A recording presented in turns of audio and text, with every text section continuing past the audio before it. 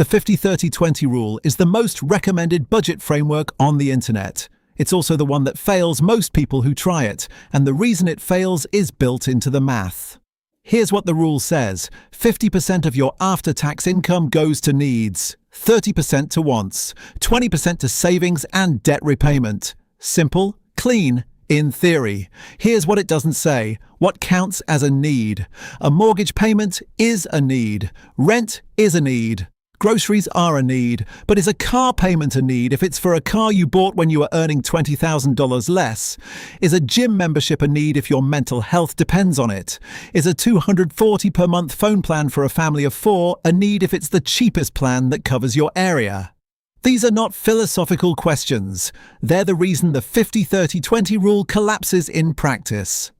Let's run the actual math for someone earning $55,000 a year.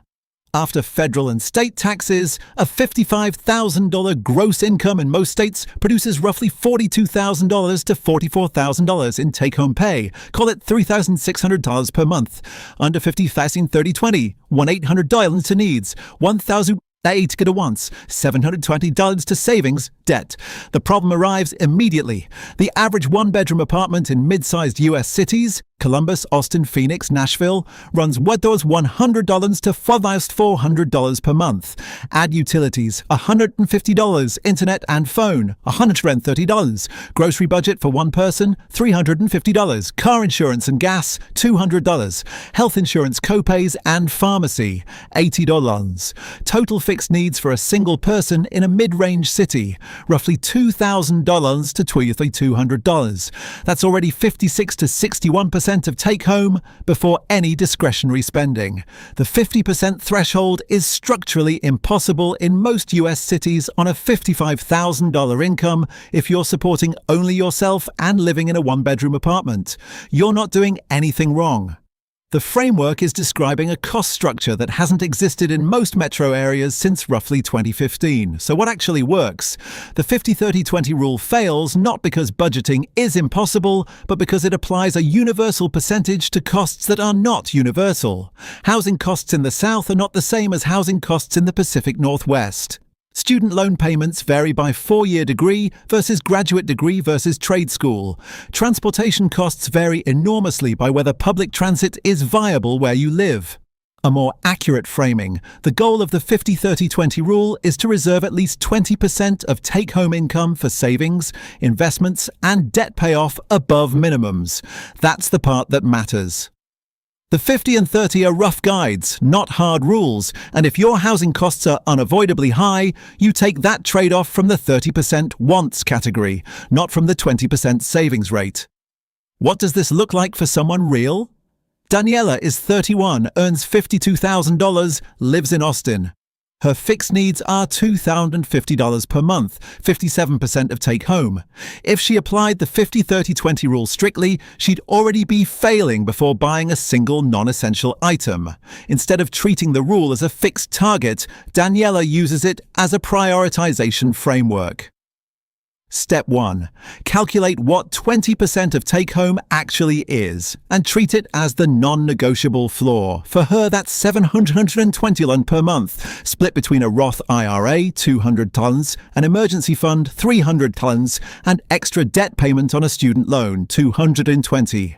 These come out first, automatically, the day after payday. Step 2. Calculate real fixed needs honestly, not what she wishes they cost, what they actually cost.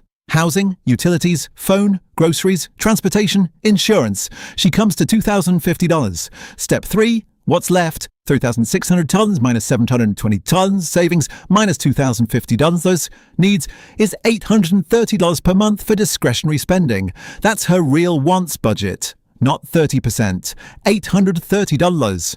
This is smaller than what the 50-30-20 rule allocates for wants on her income. But it's honest, and it's workable. The single change that makes the 50-30-20 rule actually function. Pay the 20% first, not last. If the 20% savings comes out of what's left after everything else, it will often be less than 20%. Most people save what they have left over, and most months, what's left over is not 20%. Automating the savings transfer on payday is not a trick. It's the mechanism that actually makes savings happen. Daniela doesn't decide to save $720 each month. It leaves her account before she can spend it.